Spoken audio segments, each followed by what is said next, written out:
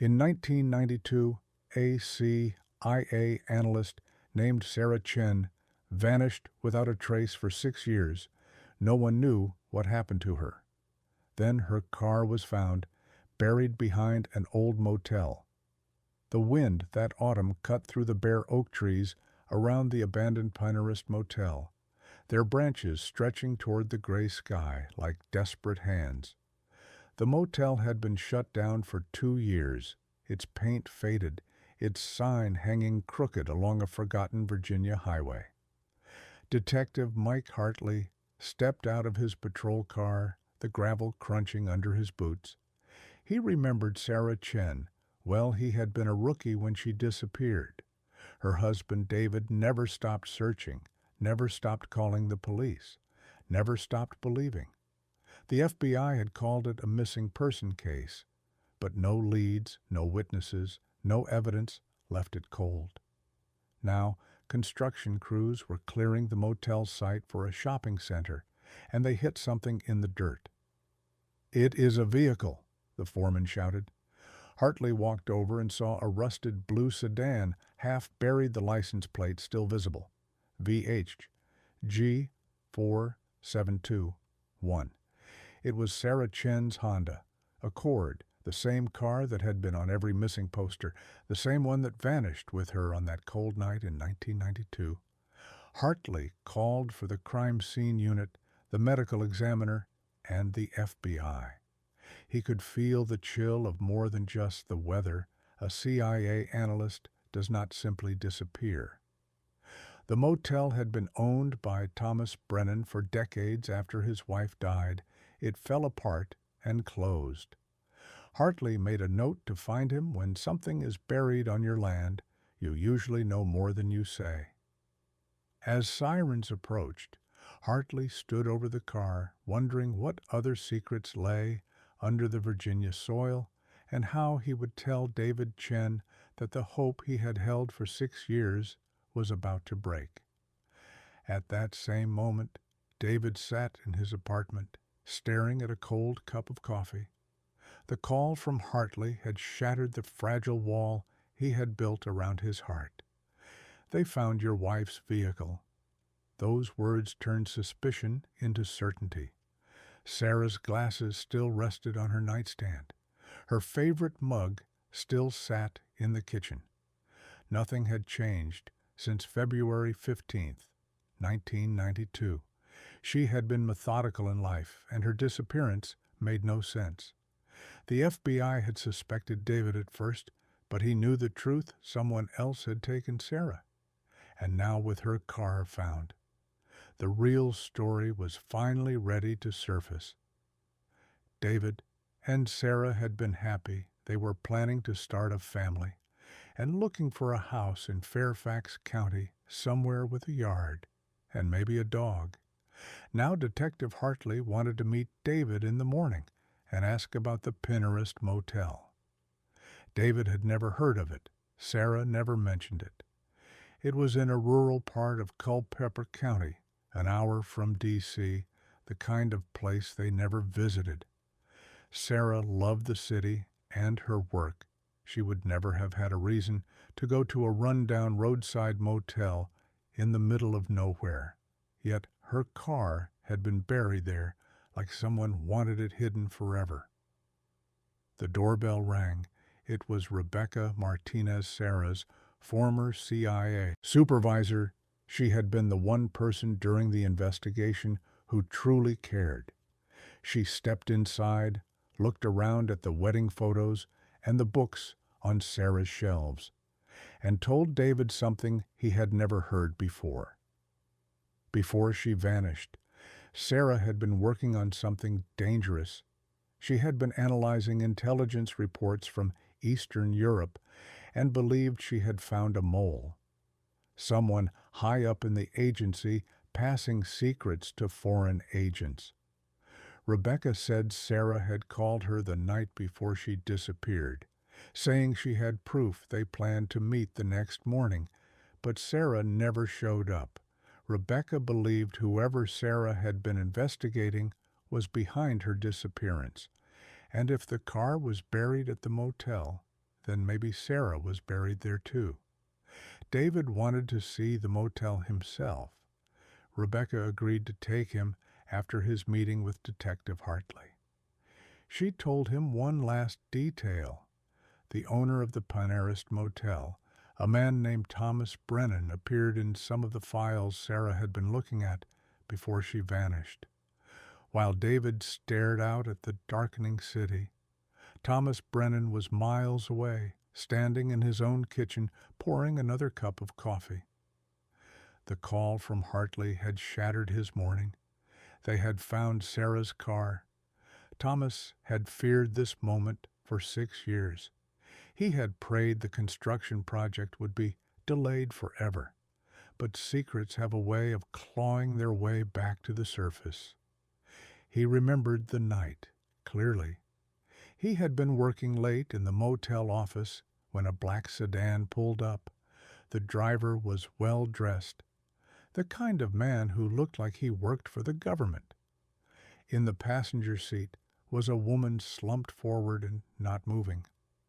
Thomas had run the motel long enough to know when not to ask questions. He had seen fights, drug deals, and affairs.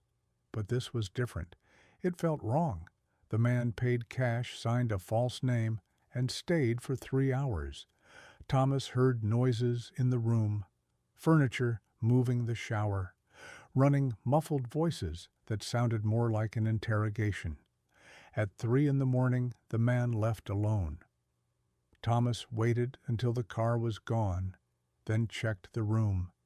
There were wet towels, the furniture had been moved, and a small spot of blood on the carpet the man had tried to clean, but missed Thomas. Brennan woke up before sunrise that morning, the way he had almost every day for decades when he owned the Pinarist Motel. He had the same routine, a slow walk to the kitchen, a pot of coffee, black and strong, a few minutes staring out the window at the street in front of his modest home. Most mornings the view was nothing remarkable. Cars heading to work, neighbors walking their dogs, a jogger or two in the crisp morning air.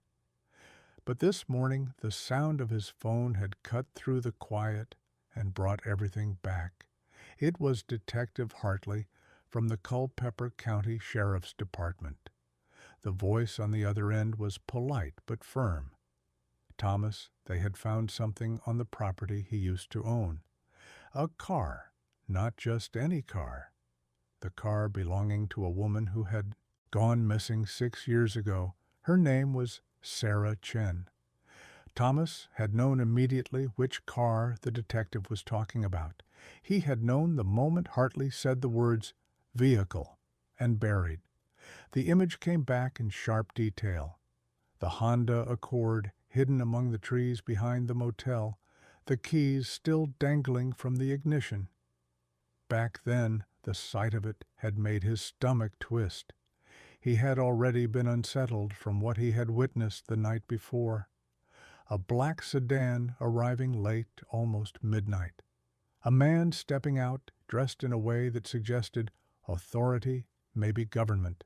A woman slumped in the passenger seat, unmoving and pale. The man asked for a room, paid in cash, signed a name that meant nothing. Thomas later learned it was false. He stayed a few hours. There were noises from inside the room, furniture scraping the water, running muffled voices, not arguments exactly, but tense-controlled, like someone trying to get answers. When the man left around 3 a.m, he was alone. Thomas had waited until the taillights disappeared, then checked the room. The towels were wet, the furniture had been shifted, and there was a small dark stain in the carpet. The man had tried to scrub it away, but it was still there. The next morning, that car was behind the motel, tucked into the trees, like someone had wanted it out of sight. That was when Thomas made a decision that would haunt him for the next 6 years. He did not call the police. He did not ask questions. He told himself it was better to stay out of it. He owned a small bulldozer for maintenance work. The ground behind the motel was soft red clay. It took him nearly the entire day to dig a deep enough pit to hold the car. He told his wife, Margaret, he was working on a drainage issue. She believed him without hesitation. Margaret had always trusted his word without question. She took that trust with her when she died, 4 years later. For years the secret had stayed buried just like the Honda. But now it was back in the open, and Thomas knew that meant questions. Questions he had rehearsed, answers for over and over again. Answers that would make him seem harmless, forgetful, willing to help, but ultimately useless to the investigation. The sound of tires on gravel pulled him from his thoughts. Detective Hartley had arrived earlier than expected. That was deliberate. Thomas knew Hartley wanted to see him unprepared. The man who stepped out of the patrol car looked younger than Thomas had imagined. Maybe early 40s, but with sharp, observant eyes that scanned everything. Thomas met him at the door with a polite smile and an air of mild confusion. The detective introduced himself, they shook hands, and went inside. Hartley's gaze drifted across the living room. He noticed the framed family photos, the medals from Thomas's time in Vietnam, the certificates from the Chamber of Commerce. The questions began softly enough. Did Thomas remember anything unusual on the night of February 15th, 1992? Thomas furrowed his brow as if digging through a fog of distant memory. He told Hartley he could not remember one night from so long ago. The motel had thousands of guests over the years, and if there had been trouble, he would have called the police. Hartley pressed on reminding him that it had been a Tuesday in February, cold, maybe snowing. Someone might have paid in cash, seemed nervous or in a hurry. Thomas shrugged. The memory of the man and the woman was sharp in his mind, but he buried it just as deeply as he had buried the car. Then came the name, Sarah Chen. Hartley said she had been the owner of the car.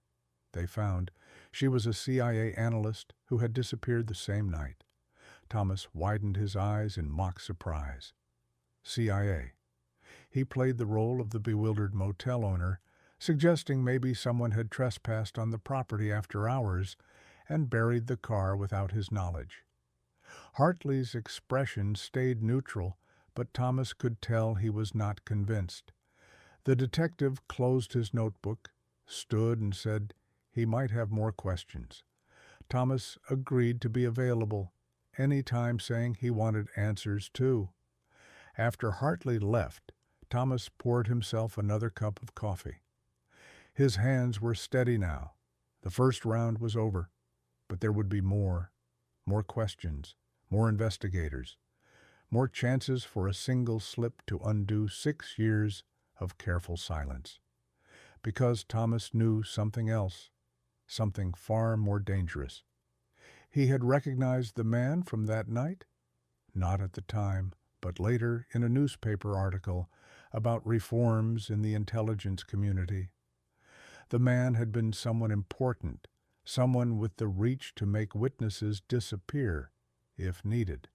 Thomas had told himself burying the car was about protecting his family.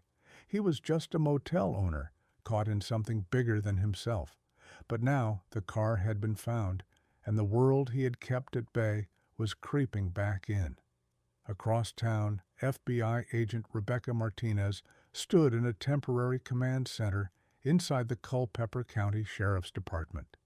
The walls were covered in crime scene photos, maps, and timelines. Sarah Chen's face was everywhere. The discovery of the car had turned a cold case into something urgent. Most of the physical evidence from the vehicle had been destroyed by time and the soil. But one thing had survived. A briefcase. Sealed inside a waterproof bag, its contents were untouched, files that should never have left CIA headquarters. documents, photos, intelligence reports. Together, they told a story of betrayal. Someone inside the government had been selling secrets to foreign powers for years, and Sarah had been close to naming them. Hartley entered with coffee for Rebecca. He had just come from speaking to David Chen, Sarah's husband. David had confirmed he had never heard of Thomas Brennan or the Pinehurst Motel before his wife's disappearance. That made the connection between Sarah and the motel even stranger. Rebecca studied the timeline they had pieced together. Sarah had left CIA headquarters at 8:30 the night she vanished. Her apartment was only 30 minutes away. Yet somehow her car ended up an hour in the opposite direction, buried behind a motel owned by a man who claimed to know nothing. Hartley added one last detail. Brennan had served in Vietnam in military intelligence. That fact hung in the air between them. It meant Brennan was not some naive, small-town businessman. He had the training and the experience to know exactly what he was looking at. The night Sarah disappeared, the board in front of them was filling with questions. Who had driven Sarah's car to that motel? Why was Brennan's name appearing in the background of the case? And most importantly, was the person Sarah had been investigating still alive, still powerful, and still willing to keep their secrets buried forever? Rebecca turned fully toward Detective Hartley and locked eyes with him. What kind of intelligence work are we talking about? Hartley glanced down at the service record in his hands. According to his file, Thomas Brennan had served in counterintelligence during the war, tracking suspected communist sympathizers and hunting down security leaks inside military ranks. After Vietnam, he had spent a short but intense stint at the Defense Intelligence Agency. Then, in 1962, he had quietly left government service and bought himself a little roadside motel in a quiet corner of the country. The pieces were falling together in Rebecca's mind. A former intelligence operative, now the owner of a motel, a buried Honda Accord that belonged to a CIA analyst, and that analyst had been working on identifying a mole inside the intelligence community. This was no coincidence. It gets more interesting. Hartley said, "I have been digging through what is left of the motel guest records from February 1992. Most were destroyed after Brennan sold the place, but I tracked down a storage unit he rented years later.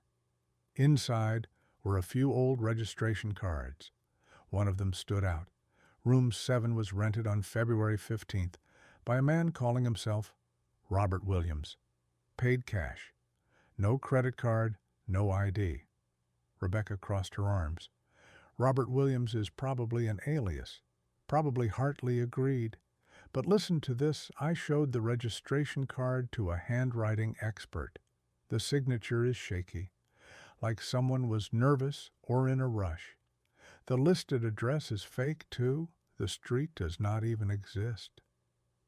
Rebecca moved to the window, staring out at the quiet main street of Culpeper. She knew Sarah Chen well enough to know she never made careless decisions. Sarah would never drive to a remote motel unless she had a reason. She could justify to herself either she was meeting someone she trusted completely or she had been forced to go. "Have we identified anyone?" Sarah was investigating. Rebecca asked without turning around. Hartley scanned his notes. Most of the names in her recovered files are redacted or coded, but there is one that repeats again and again without any cover name. Deputy Director William Crawford. Rebecca's stomach dropped. Crawford had been Sarah's boss, the man who oversaw the entire analytical division. If Sarah was looking into him for treason, then she had walked directly into a death trap. Where is Crawford now? she asked. Dead Hartley said, "Car accident in 1993. A year after Sarah vanished. Single vehicle. Rainy night, mountain road, lost control." Rebecca's eyes narrowed. That is either bad luck or very convenient timing. If Crawford was the mole, Rebecca said someone might have killed him to close the loop. Her phone rang, cutting her thoughts short. "David Chen, Sarah's husband, Rebecca. I need to see you right now." David's voice was tight and scared. "Someone broke into my apartment last night. They did not take anything, but they went through Sarah's belongings, her desk, her files, everything. Are you hurt? Did you call the police?" "I am fine, but shaken," David said. "After they left, I searched Sarah's things more carefully. I found something, a safe deposit box, key hidden inside her jewelry box. I have never seen it before." Rebecca felt her pulse spike. "Have you opened it?" "No. The bank says I need a death certificate or probate documents. Since she was declared missing, not dead, I cannot get in, Rebecca." "What if she left something there? What if she knew this might happen? Pack a bag and leave your apartment," Rebecca told him.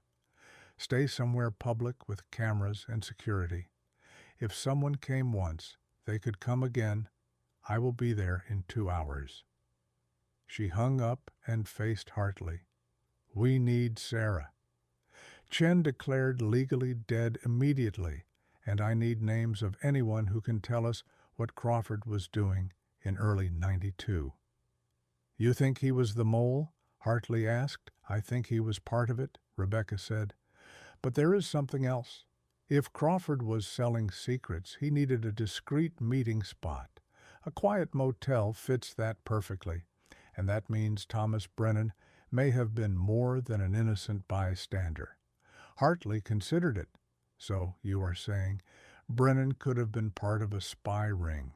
I am saying, Brennan knows more than he admits," Rebecca replied.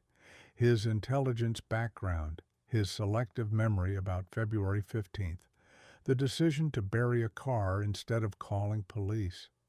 That is not the behavior of a man caught off guard.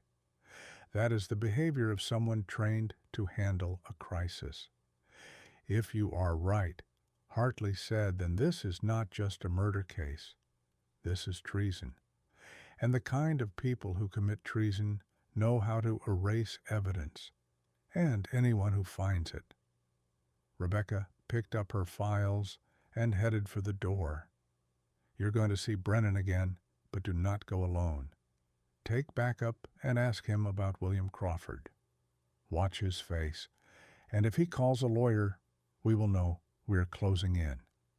As Rebecca drove toward Alexandria, she could not shake the feeling of eyes on her, the sense that every move was being tracked. Sarah Chen had been brilliant, but naive about the depths of rot inside her own agency. Rebecca would not make the same mistake. The First National Bank of Alexandria was as secure as a fortress. David Chen stood beside her, clutching the small silver key in his palm, like it might burn him. The court order to access the box had taken 3 days of legal wrangling, and the process of declaring Sarah legally dead had been painful. The bank manager, Mrs. Patterson, led them down a narrow hall to the vault box, 247, she said, rented by your wife in January 1992, just weeks before she vanished. Fees paid every year automatically from her account. David felt the air leave his lungs. Sarah had been planning for something she could not even share with him. That secrecy cut deep. They unlocked the box together and pulled out a manila envelope thick with papers. On top was a cassette tape. Across the label was Sarah's unmistakable handwriting. "For David, if something happens to me." David's hands trembled. They took the tape to a private office. Mrs. Patterson provided an old cassette player, and David pressed play. Her voice filled the room, calm, steady, and chilling. "David, If you are hearing this, I am dead or close to it. I found something at work that will get me killed, if the wrong people know. But I cannot let it go. I cannot let this betrayal go. David's eyes burned. Rebecca leaned in. Sarah's recorded words carried the weight of 6 years of silence. And somewhere deep inside, Rebecca knew this tape was only the first crack in a wall that had been built to hide something enormous. David sat frozen as the final click of the tape echoed through the room. Sarah's voice still lingered in the air, heavy with urgency and love, telling him the truth he wished he'd never had to hear. She had discovered something no analyst was ever supposed to uncover. Not a mistake, not sloppy work, but a deliberate betrayal inside the CIA, years of stolen secrets sold to foreign powers. And she knew exactly who was responsible. Rebecca leaned forward, her mind racing through possibilities. Sarah had named Deputy Director William Crawford as the traitor. She had proof. Emails with a foreign handler, bank records showing huge offshore deposits, surveillance photos linking him to a Soviet contact, and a location that made Rebecca's stomach turn, the Pinehurst Motel in Culper County. David's heart slammed in his chest. That was where they had found Sarah's buried car. The motel belonged to Thomas Brennan, a former intelligence officer Crawford had recruited decades earlier. Sarah's voice on the tape had been clear. Brennan had been helping Crawford for years, offering a safe place for covert meetings and cleaning up when operations went wrong. She believed they had discovered her investigation and were watching her every move. She told David not to trust anyone at the CIA. The rot went too deep. If anything happened to her, he was to take the evidence straight to the FBI. Her voice wavered as she ended the recording. She told him she loved him. She told him she was sorry for keeping the truth from him. And she begged him to be careful. The silence that followed was unbearable. David lowered his head, tears blurring his vision. Rebecca kept scanning the table, laying out the contents of the envelope Sarah had hidden. Timelines, meeting records, photocopied bank transfers, photographs of Crawford shaking hands with a man outside the motel. Sarah had built a flawless case, brick by brick, until she had enough to bring down one of the most powerful men in American intelligence. But she had never taken it to the FBI. David's voice was low but steady. She knew they were going to kill her, and she still tried to stop them. Rebecca nodded, eyes locked on a document that made her blood run cold. It wasn't just Crawford. Sarah had uncovered an entire web. Names from the FBI, State Department, and even the National Security Council. If she had given the files to the wrong person, she would have been signing her own death warrant. Rebecca spoke softly. I think Crawford lured her to the motel. He told her he had information on the mole. She went there expecting to meet a source. Instead, she walked into a trap, and Brennan helped them get rid of her. Before David could respond, Rebecca's phone buzzed. It was a text from Detective Hartley. Brennan's gone. House is empty. Neighbors say he left yesterday with a suitcase. Rebecca frowned. He's running, which means he's scared, and scared people make mistakes. She began gathering the documents. I have to get this to people I can trust. Not everyone in the Bureau is clean. This is going to take more than just us. Probably the Justice Department, too. David swallowed hard. And Sarah's body? We're searching every inch of that motel property, Rebecca said. If she's there, we'll find her. David took a long breath, feeling both grief and relief. For 6 years he had lived in limbo. Now the truth was here, cruel and undeniable. Sarah had died trying to protect the country, and her evidence might finally bring justice. "I want in," he told Rebecca as they reached their cars. "I want to help find the people who killed her." Rebecca studied his face. She saw the same fire that had driven Sarah. "All right, but we do this my way, and David, your wife, was a hero." Neither of them noticed the black sedan across the street, camera lens glinting in the sunlight. Brennan wasn't the only one watching. The network Sarah had exposed was still alive, still dangerous, still ready to kill to keep their secrets.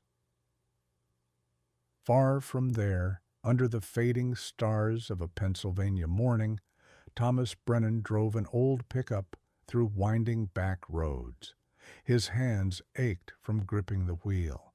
He had been on the move for 18 hours straight, stopping only for gas and coffee. Every mile put more distance between him and the people asking dangerous questions. The FBI would be looking for him by now. But Brennan had spent decades learning how to vanish. No credit cards, no highway tolls, no cameras. In an age of constant surveillance, he knew how to be invisible. At a truck stop outside Scranton, he parked behind a row of massive 18-wheelers. The diesel hum masked the sound of his footsteps as he walked toward a payphone that looked like it belonged to another century. He fed coins into the slot and dialed a number that had been burned into his memory since the 1980s. A woman's voice answered, "Phoenix Security Solutions." "This is Blackbird," Brennan said. "Put me through to Eagle." After 2 tense minutes, a gravelly voice came on the line. "Blackbird, I thought you were dead." "I might be soon," Brennan replied. "The Chen operation is falling apart. They found the car." Silence. Eagle, real name Richard Voss, had been Brennan's handler during the Cold War. He was the one who had authorized Crawford to use the motel. "How much do they know?" Eagle asked. "They know enough. They've been asking about that night, about Sarah Chen. I haven't told them about the network. Not yet." "Not yet?" Eagle's tone sharpened. "Crawford's been dead for years. You know that." Brennan hesitated. "You arranged the accident." There was another long pause. "You need to disappear, Thomas, permanently. I can set you up with a new identity. South America, Asia, no one will ever find you." "I can't keep running," Brennan said quietly. "I'm tired of carrying this." "You're not thinking about going to the FBI," Eagle said, his voice suddenly cold. "I'm thinking about telling the truth," Brennan answered. "She was an innocent woman. What we did to her was wrong." "What we did was necessary," Eagle snapped. "She would have exposed operations that protected this country. Her death prevented a crisis." "The Cold War is over," Brennan said. "What are we protecting now?" Eagle's reply was sharp. "We're protecting ourselves. If the truth gets out, dozens of people, powerful people, go down. You included." Brennan said nothing, but he knew what Eagle meant. If he tried to talk, the network wouldn't hesitate to silence him. This is the point in the story where your YouTube audience should be leaning forward, because now you have. Sarah's sacrifice fully revealed. A still active conspiracy. Brennan caught between silence and betrayal of his old masters. The clear danger that Rebecca and David are now in. And a shadowy network that's about to strike again. Thomas stared at the phone in his hand. The last words still rang in his head. "You do not have time. There is a federal task force being formed right now, FBI, CIA Justice Department. They are going to connect Crawford to the motel. Once they do that, they will follow the trail and they will find you." The voice on the other end was calm, too calm. Thomas asked what the man was suggesting. The answer came without hesitation. "I am suggesting that Thomas Brennan dies in a car accident before he can be arrested. Just like Crawford did. Clean. Simple. No loose ends." It was not just what the man said, but how he said it, as if he was suggesting lunch plans instead of murder. Thomas had known this man for 40 years. They had been in dangerous places together. They had trusted each other with their lives. Now that same voice was planning his death, like it was just another operation. "And if I refuse," Thomas asked, "then your death becomes messier, and it might involve your neighbors, your friends, anyone who might have information about your activities. We have kept you safe for 6 years. Do not make us regret that decision." Thomas hung up without another word. His hand was steady on the phone, but his heart was pounding. He walked to his truck and sat behind the wheel. The world felt smaller. Every option felt like a trap. If he ran, they would find him. If he tried to talk to the FBI, what did he have to offer except his own confession? He could disappear into the underground. New identity, cash-only life. But at his age, how long could he survive that? There was one thing they would never expect. He could tell the truth. Thomas drove to a Walmart a few miles away. He moved with the slow, careful steps of a man who had already decided what came next. He bought a digital voice recorder, a pack of batteries, and a large envelope. In the parking lot, he sat in the cab of his truck and pressed record. "My name is Thomas Patrick Brennan. I am 68 years old. I have been part of treason against the United States for over 30 years. I am recording this because it is time for the truth to be told, no matter what happens to me." His voice was steady. He spoke for 2 hours. From his recruitment by the DIA in 1963 to the night Sarah Chen died in room 7 of the Pinehurst Motel. He named names. He described how the network had passed secrets to foreign governments during the Cold War and after. He explained how the motel had been used for secret meetings and exchanges, how Crawford had been bought by Soviet handlers, how Sarah Chen had been killed because she had been too close to exposing them. When he was done, Thomas slid the recorder and his handwritten notes into the envelope. On the front, he wrote the name Agent Rebecca Martinez, FB, he called Field Office, Richmond, Virginia. He drove to the nearest post office and mailed it priority delivery. Then he called 911. "This is Thomas Brennan. I am wanted by the FBI in connection to the Sarah Chen case. I am at the Flying J truck stop on Interstate 380. I am ready to surrender." As he waited, he thought about Margaret, his wife of 42 years. She had died, never knowing the truth. He thought about the motel guests over the decades, ordinary people who had no idea they were sleeping in the middle of a spy operation. He thought about Sarah Chen, a brilliant young woman who had died because she had been too good at her job. Her husband deserved the truth. Red and blue lights painted the truck stop 15 minutes later. Thomas stepped out with his hands raised. The chase was over. The reckoning was about to begin. The interrogation room at the sheriff's department was small and bare, the kind of room built to break a man down. Thomas sat across from Detective Hartley and Agent Martinez, His hands were folded on the table. For 12 hours he had been in custody, yet he looked calmer than he had in years.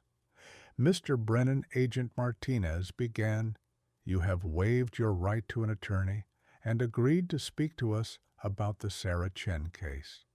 Anything you say can and will be used against you in court. Do you understand?" "I understand, Agent Martinez. I have been waiting 6 years to tell this story." Detective Hartley switched on the recording equipment.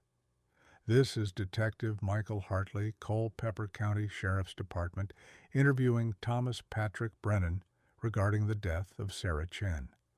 Also present is FBI Agent Rebecca Martinez. Please state your full name and date of birth for the record." Thomas Patrick Brennan. Born March 15, 1930 in Buffalo, New York. "Did you know Sarah Chen?" Thomas paused. "I knew of her. I knew she was a CIA analyst. I knew she was investigating leaks in the intelligence community. And I knew she was close to uncovering the truth about Deputy Director William Crawford."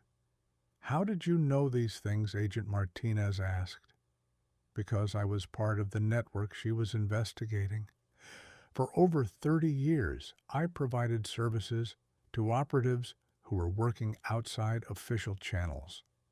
The Pinterest Motel was a safe house, a meeting place, a location where sensitive operations could happen without drawing attention."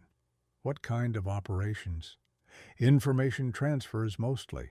American officers meeting foreign contacts, exchanges of documents, payments. At first, it was legitimate intelligence work during the Cold War. Over time, it turned into something else. People stopped working for the country and started working for the highest bidder." Detective Hartley asked about Crawford. "Was he a Soviet agent?" "Not exactly. He was an American who sold secrets to the Soviets for money. He was not motivated by ideology, just greed. And he was good at finding others who were greedy or desperate, including me." In 1965, a man named Richard Voss approached me. He said the DIA needed a secure location. My motel was perfect, isolated, discreet. I had a background in military intelligence. I understood discretion. "Tell us about the night of February 15th, 1992. Thomas took a long breath. "Crawford called around 7, said he was bringing someone who needed to be questioned about a security matter. He claimed it was urgent, national security level urgent. I prepared room 7, made sure we would not be disturbed. Crawford arrived at 10 with Sarah Chen. She was awake but unsteady. Drugged, maybe. He told her he had found the mole she was chasing, said he had arranged for her to meet an informant. That was a lie. Crawford was the mole. He brought her there to find out what she knew, who she had told." "Did he torture her?" Hartley asked. Thomas closed his eyes. "For 3 hours I heard voices, movement, then silence. Around 1 in the morning, Crawford came into the office, said she had died of a heart attack. There was blood on his shirt. His hands were shaking. What did you do with her body? Crawford had already planned it. Plastic sheeting, chemical lime. We buried her in the woods behind the motel, a quarter-mile out, hidden by pine trees. Her car we buried with the bulldozer. Why did you not call the police? Because Crawford threatened me, said he would expose my role in the network, said I would be charged with treason, said my wife would be left with nothing." Agent Martinez's voice was sharp. "But you knew that was a lie." Thomas looked her in the eye. "Yes, I knew, but I was a coward." Detective Hartley leaned back in his chair, letting the silence stretch between them. The air in the small interview room felt heavier than the concrete walls could explain. He studied Thomas Brennan's face, lined by age but shadowed by something far darker. "What happened to Crawford after that night?" Hartley finally asked. Brennan's eyes narrowed as if replaying old footage in his mind. "He kept working for about a year," Brennan said, "but he was getting sloppy, the kind of sloppy that gets people killed. The higher-ups saw him as a risk. In March 1993, he drove off a mountain road in West Virginia." "You're saying he was murdered?" "I'm saying people who become liabilities in an intelligence network don't last long. They die in accidents that are far too convenient." Hartley exchanged a quick glance with Agent Martinez. "Did Crawford see it coming?" "He knew," Brennan said flatly. "He was trying to disappear. He wanted to make it to South America before they found him. He didn't make it." Agent Martinez pushed her chair back and began pacing. "Who else was involved in this network Brennan who gave the order to kill Crawford?" "The network was run by Richard Voss, codename Eagle. He recruited people from across the intelligence community. Anyone willing to trade national security for money or favors. As far as I know, he's still alive and still working." "Where is he now?" "I don't know. I haven't spoken to him since Crawford died." "But Martinez, there's something you need to hear. When I learned you were looking into Sarah's disappearance, I called Voss, warned him. He told me that if I was arrested, I wouldn't live to testify. The network would make sure of it." The weight of the words settled over the room. Everyone understood what that meant. If Brennan died before he could speak in court, the case against the network would collapse. "Are you willing to testify publicly?" Martinez asked, voice low but steady. "Yes," Brennan said. "I've carried this guilt for 6 years. I want Sarah Chen to get justice, even if it means I die in prison." Hartley reached over and shut off the recorder. "Then you're going to show us where you buried her." Brennan nodded once. "I'll take you there, but if Voss is still active, this won't be over. He won't let you dig up the truth without a fight." Dawn came gray and cold. Mist clung to the trees that circled the abandoned Pinerest Motel like a wall of ghosts. A convoy of law enforcement vehicles crunched onto the gravel lot. FBI agents, sheriff's deputies, and forensic teams stepped out, their boots sinking into damp earth. In the back of Hartley's car, Brennan waited in handcuffs.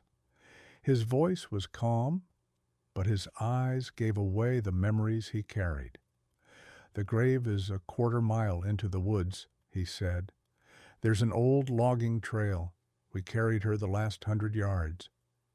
Martinez scanned the tree line.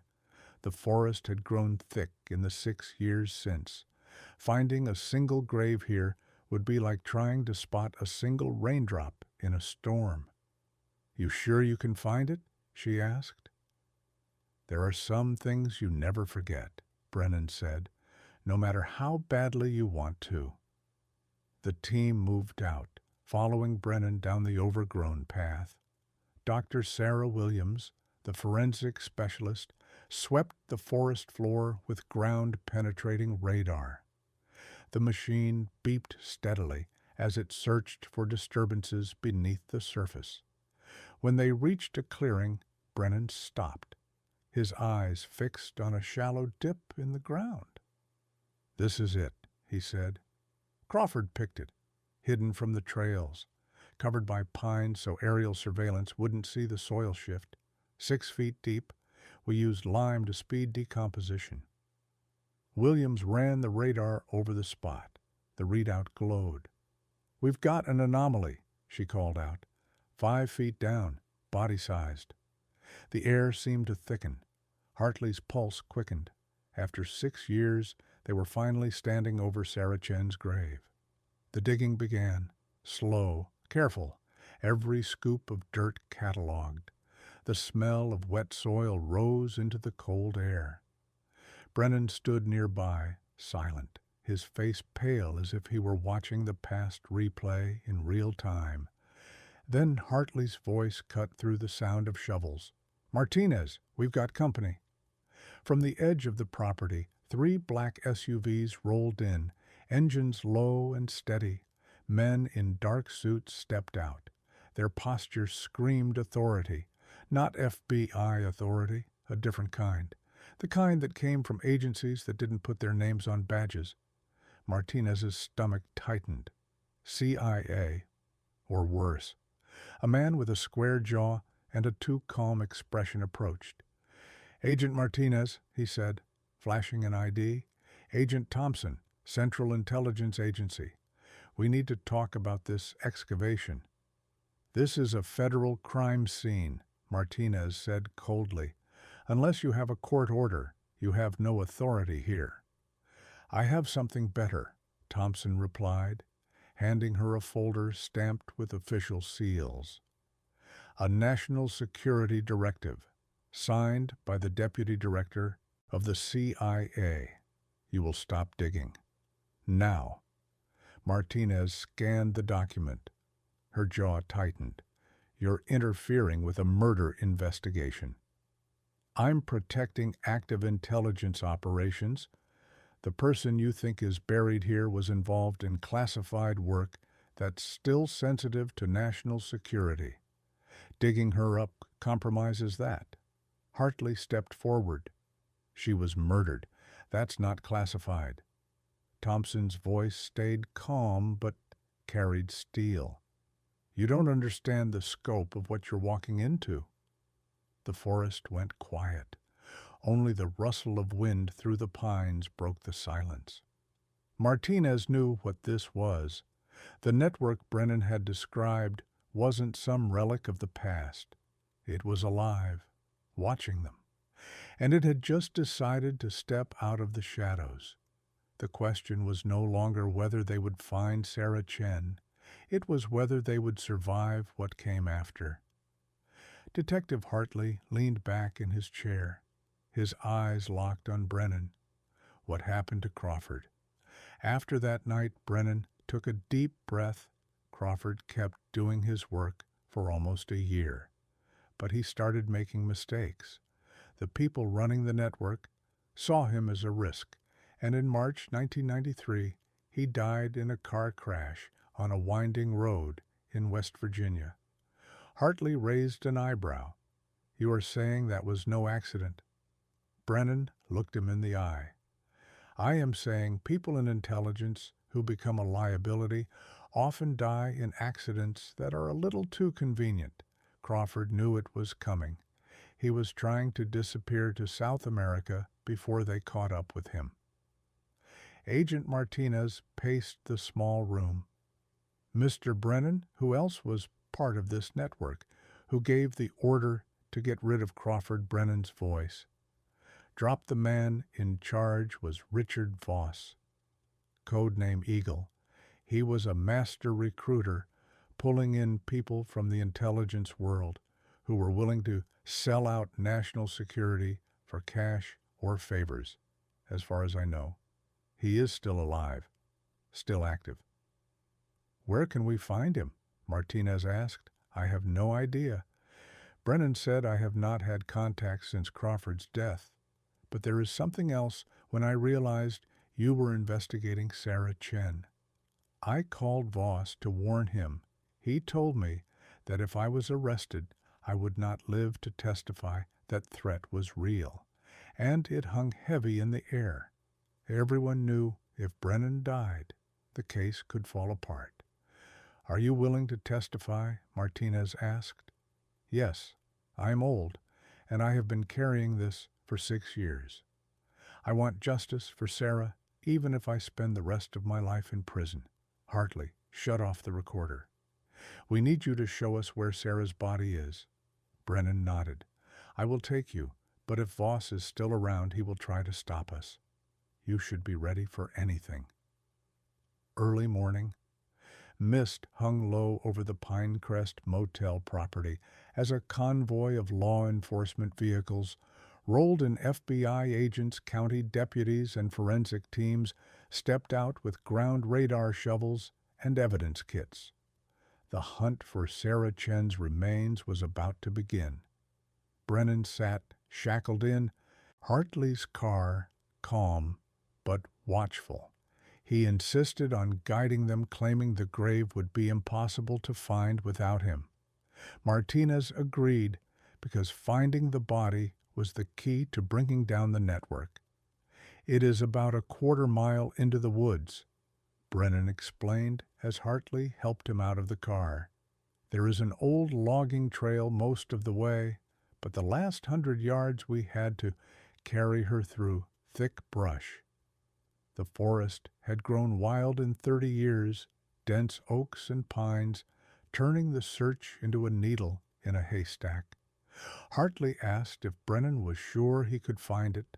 Brennan's voice was steady. "I have seen that clearing in my nightmares for 6 years. I will never forget it." The team followed him down the overgrown trail.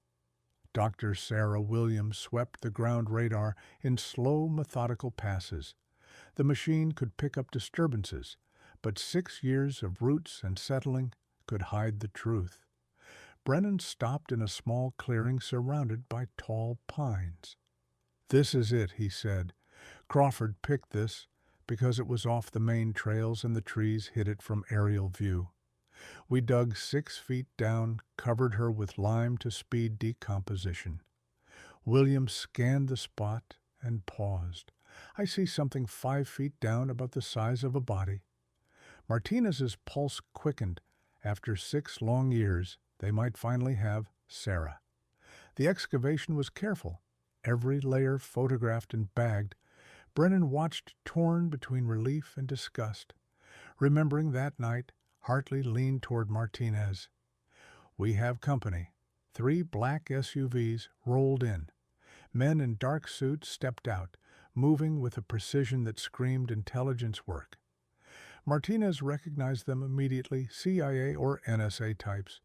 The lead man flashed credentials. "Agent Thompson, CIA. I need to speak to you." "This is a federal crime scene," Martinez replied. "Unless you have a court order, you have no power here. I have something better," he said, handing her a national security directive, signed by the deputy director. "This dig stops now." Martinez scanned it. Anger rising. "You're interfering with a murder case. I am protecting national security." Thompson replied the person buried here was involved in classified work. Hartley stepped forward with all due respect. "We have a judge-signed warrant. We are investigating the murder of a citizen." "Detective, you're chasing the word of a confessed traitor," Thompson said. From the pit, Dr. Williams called out. "We found fabric, could be clothing or a shroud." Thompson spoke into his radio. More armed men appeared ready to take the site by force. Martinez drew her weapon. "This is a federal crime scene, and you have no authority." The air crackled with tension. FBI and deputies took defensive positions. CIA agents closed. In Brennan's voice rang out, "Martinez, these people will kill to keep their secrets. Sarah found something that could take down the entire network, and they have been hiding it for 6 years." Thompson gave a final warning. 30 seconds, or we take control. "We have bones," Williams shouted. "Definitely human, looks like a complete skeleton." That was the turning point. The CIA's chance to contain this was slipping. Thompson barked, "Take the site." Before they could move, the sound of helicopters cut through the air. 3 FBI choppers descended, followed by more federal vehicles. Martinez smiled. "Meet the Federal Task Force investigating corruption in the intelligence network for the past month. Your directive just got overruled. Assistant Director James Morrison stepped out, flanked by marshals and DOJ attorneys." "Thompson, You and your team are under arrest for obstruction and interference. The CIA agents were surrounded, their power gone in an instant. As they were cuffed, Dr. Williams continued her work. The skeleton was intact, wrapped in plastic. Just as Brennan had said, Sarah's CIA badge lay with the body proof beyond doubt. Morrison nodded to Martinez. Excellent work. We arrested Voss this morning in Milan. The network is collapsing as we speak. Brennan watched Sarah's remains lifted from the ground. The guilt that had haunted him eased at last, but in the shadows, a hidden device blinked red quietly, transmitting every move to someone still out there. The network was wounded, but far from dead, and its survivors were already planning. Inside the Richmond FBI field office, the walls were covered with timelines and photos. The case stretched back to 1963, touching CIA, FBI, DIA, and NSA. Morrison addressed the task force. This is the largest corruption case in U.S. intelligence history. Brennan's confession and Sarah's documents show decades of betrayal. David Chen sat quietly in the back, still processing the news that his wife's body had been found. The medical examiner confirmed she died from blunt force trauma, just as Brennan said. After 6 years, David finally had answers. Though the pain remained, Richard Voss codename. Eagle recruited by finding weaknesses in people and turning them into assets, Martinez explained. 43 names so far, some dead, some retired, many still active. 27 arrests this morning in raids across the country, but the hunt was far from over. The room felt heavy with the weight of secrets. Agent Martinez stood at the head of the table, her voice steady.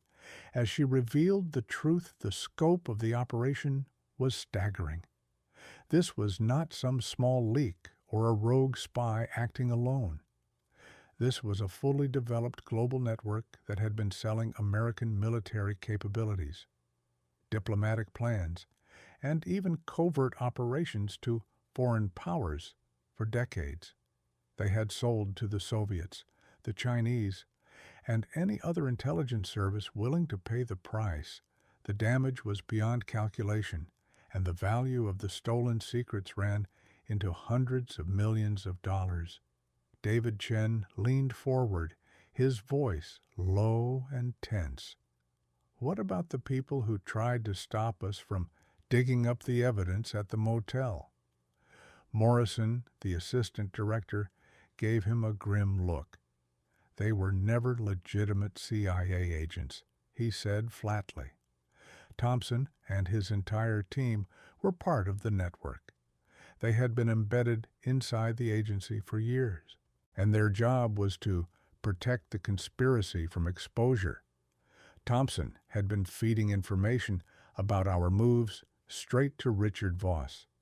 From the very beginning, Martinez pressed a button, and surveillance photos appeared on the wall. This is why the network lasted for so long. She explained they had people inside every major intelligence agency, people who could warn them about investigations, redirect resources, or even eliminate threats before they became serious. Detective Hartley crossed his arms and added names like Deputy Director Crawford. Morrison nodded. Crawford was just one piece of the puzzle. The genius of the network was how it operated through compartments. No single asset knew the full structure. If one person was compromised, the rest could continue without exposure. Thomas Brennan had been one of the few who gave them real insight during his debriefing. He described the Pinarist Motel as just one of dozens of safe houses scattered across the country, each run by a loyal asset who never truly knew what they were part of. Morrison turned to Brennan directly. Mr. Brennan, your cooperation has been critical in exposing this conspiracy. The Justice Department will take that into account. Thomas shook his head. I am not doing this for leniency. I am doing it because what I did was wrong. And because Sarah Chen paid the price for my cowardice, I want her death to mean something." David's eyes locked on Brennan, his feelings a storm of anger and reluctant gratitude. The same man who had helped bury his wife was now helping to bring down the people who killed her. But Martinez was not finished. She stepped forward with another file. The forensic accounting team had gone through the financial records recovered from Voss's home, and what they found was worse than anyone expected. The network was not only selling classified intelligence, they were running arms, trafficking, drug smuggling, and massive money laundering operations. This was no longer just espionage. This was a sophisticated criminal empire that had embedded itself in the highest levels of government while committing every crime imaginable. Hartley asked the question everyone was thinking, "What is our next move?" Morrison's answer was sharp and final. "We dismantle it all. Every asset, every operation, every dollar, stolen. We expose 40 years of corruption, and we make sure nothing like this ever happens again." When the meeting broke, David approached Martinez privately. "I want to be there for Richard Voss's interrogation. I want to look him in the eye and ask him why they killed my wife." Martinez warned him, "Voss is a professional. He will try to twist your mind, to make you question everything you know about Sarah's death." "I do not care." David said, "I have waited 6 years for answers, and now I want them from the man who gave the order." Martinez studied his face and saw the same fire that had driven Sarah when she chased the truth. "All right, but you only watch. No questions, no statements, no emotional outbursts can you handle." "That I can handle it," David replied. The next morning, the FBI field office was silent, except for the hum of the lights in the interrogation room. Richard Voss was led in wearing orange prison clothes and restraints. He was 71 years old, but still carried himself with the authority of a man who had spent a lifetime in intelligence. His gray eyes were sharp, scanning the room as if it were a battlefield. For 48 hours he had refused to speak, waiting for his lawyer. Now he sat across from Morrison and Martinez. While David watched from behind the glass, Morrison opened the session. "Mr. Voss, you understand the charges against you." Voss's reply was calm. "I understand that I am being accused by people who have no understanding of the realities of intelligence work. During the Cold War, everything I did was for my country, including the murder of Sarah Chen." David felt his fists tighten, but Voss showed no change in expression until Martinez spread photographs across the table. Crime scene, shots, financial records, and Brennan's sworn statement. "We have everything," Martinez said firmly. Voss's mask slipped just for a moment. "Brennan is a scared old man," he would say, "anything to save himself. His words mean nothing." "What about Sarah's own evidence?" Martinez pressed the documents she stored in her safe deposit box, the recordings she made. "The photos of you meeting Crawford at the motel." Voss leaned back in his chair, his mind calculating. She was a talented analyst, he admitted, but she was naive. She never understood the compromises intelligence work requires. The information we gave to foreign contacts was carefully chosen to appear valuable while serving American interests. "That is a lie," Martinez shot back. "You sold real intelligence that got people killed. You destroyed operations that took years to build. You betrayed your oath and your country for money." Voss's composure cracked. "For the first time, I served this country for 47 years. I risked my life in places you cannot pronounce, against enemies you will never meet. The money was payment for services far beyond my official duties, like murdering a CIA analyst who got too close. Martinez said coldly. Silence stretched across the table. Then Voss's lawyer leaned in, whispering something low. Voss looked toward the observation window and somehow seemed to know David was there. Sarah's death was an accident. Voss said Crawford was supposed to question her, not kill her. It got out of control. She died from blunt force, trauma to the head. That is not an accident, Martinez said sharply. Crawford panicked. Voss continued. She knew more than we thought, and she refused to cooperate. He lost his temper and hit her. She died instantly. It was never meant to happen like that. And then you ordered Brennan to hide her body. Martinez said, I told him to clean up the situation. Voss replied, his voice suddenly flat. The air in the room felt heavier now. David stood motionless behind the glass, watching the man who had destroyed his life. Speak of Sarah's death, as if it were a minor inconvenience, the confrontation was far from over, and everyone in the room knew it. The scope of the operation was almost beyond comprehension.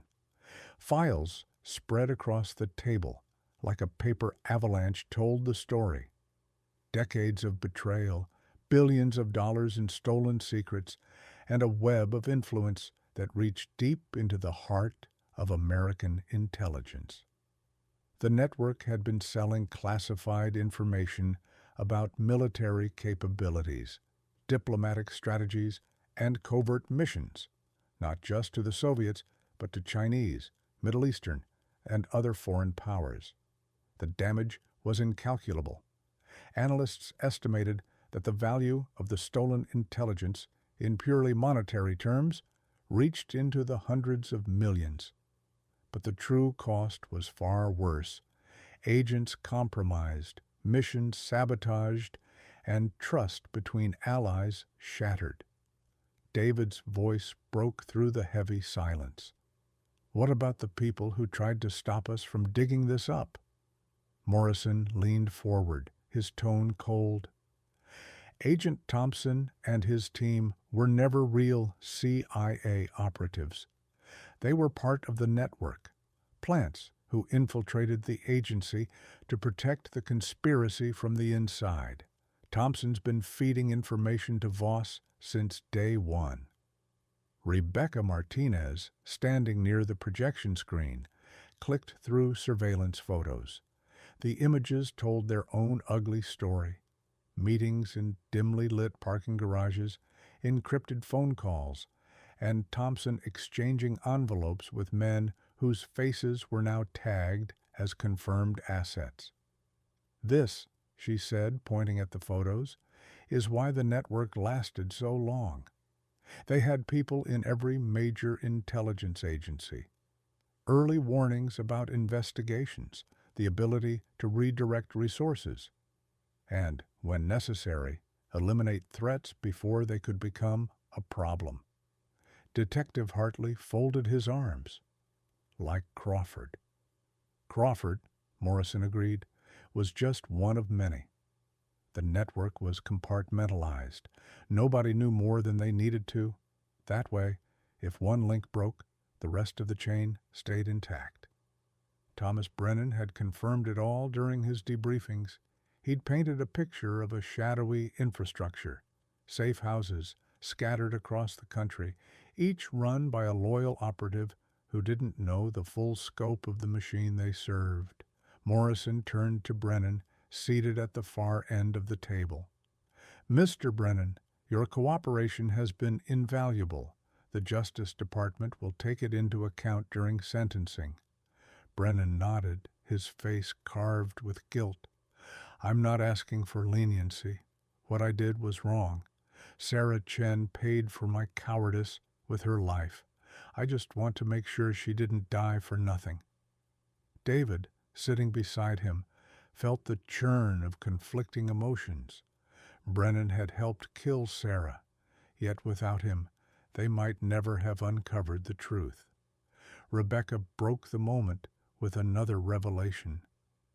Our forensic accountants finished going through Voss's personal files.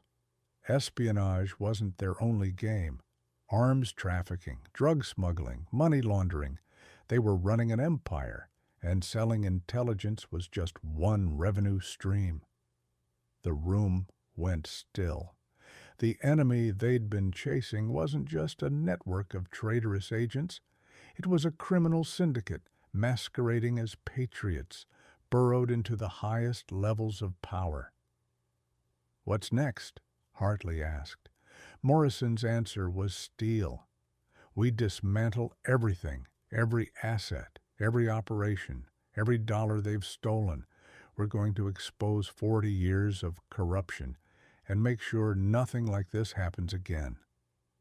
When the briefing ended, David approached Rebecca privately. "I want to be there for Voss's interrogation. I want to look him in the eye and ask him why." "That's not a good idea," she warned. "He's a professional. He'll twist your words, get inside your head." "I don't care," David said. "I've waited 6 years for answers." She studied him, recognizing the same fire that had driven Sarah into dangerous territory. "Fine, but you're there as an observer only. No speaking, no outbursts." The next morning, the tension in the FBI field office was thick enough to choke on. Richard Voss, once the untouchable architect of the network, entered the interrogation room in orange prison coveralls and shackles. At 71, he still carried the sharp posture of an intelligence veteran. His gray eyes scanned the room, calculating. For 48 hours, he had refused to speak, waiting for his attorney to arrive from Washington. Now, Agent Martinez and Morrison sat across from him. David watched from behind the one-way glass. Morrison began. "Mr. Voss, you've been read your rights. Do you understand the charges against you?" "I understand," Voss replied coolly, "that I'm being accused by people who don't understand the realities of intelligence work. Everything I did was for my country, including, apparently, the murder of Sarah Chen." Rebecca laid out the evidence: crime scene photos, Brennan's confession, the money trail. For the first time, Voss's expression faltered. "Brennan's a desperate old man," he said. "His word means nothing." "What about Sarah's own evidence?" Martinez countered. "The documents in her safe deposit box, the recordings, the photographs of you meeting with Crawford at the Pinerist Motel." Voss leaned back, studying her. Sarah Chen was a good analyst, but naive. She didn't understand that intelligence work is full of moral compromises. The information we sold was controlled, carefully chosen, a counterintelligence play to mislead foreign powers. "That's a lie," Martinez snapped. "You sold real intelligence. You got Americans killed. You betrayed your oath for money." Voss's calm mask cracked. "I served my country for 47 years. The money was compensation for services beyond my official duties. Services like murdering analysts who got too close." Silence. Then his attorney whispered something. Voss finally looked toward the observation window, somehow sensing David's presence. "Sarah's death was an accident," he said. "Crawford was supposed to question her. It got out of hand. She died from blunt force trauma." David couldn't hold back. He hit the intercom. "Was it worth it, killing my wife? Was protecting your network worth destroying her life?" Voss stared back. "Your wife's death was a tragedy, but it prevented a larger disaster. Sometimes good people die for a greater purpose." David felt the words like a blade in his chest. Sarah hadn't died for ideology. She'd died for greed and self-preservation. Martinez cut the session short. "Mr. Voss, you're being charged with conspiracy to commit murder, espionage, racketeering, and 37 other federal crimes." Voss's answer was a final act of defiance. "I won't betray those who served with me. Do what you will." 3 months later, David stood at Arlington National Cemetery. Sarah's remains were finally being laid to rest with full honors. The headstone read, "Sarah Chen, 1960 to 1999, CIA analyst, devoted wife, American hero." In the crowd were CIA colleagues, FBI agents, and the few family members who had never stopped believing in her. Brennan had written a letter of remorse from prison, though David couldn't bring himself to forgive him. Voss, convicted on all counts, would die in prison 2 years later, taking his secrets with him. As David placed flowers on the grave, Morrison handed him a folder of Sarah's commendations. Among them was the Intelligence Star, awarded posthumously. "She's finally being recognized," Morrison said. David nodded. Sarah's real legacy wasn't in stone. It was in the new FBI counterintelligence unit named in her honor. In its first 5 years, it stopped 3 major espionage plots before they could take root.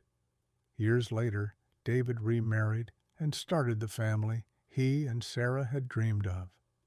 But her photograph still sat on his desk.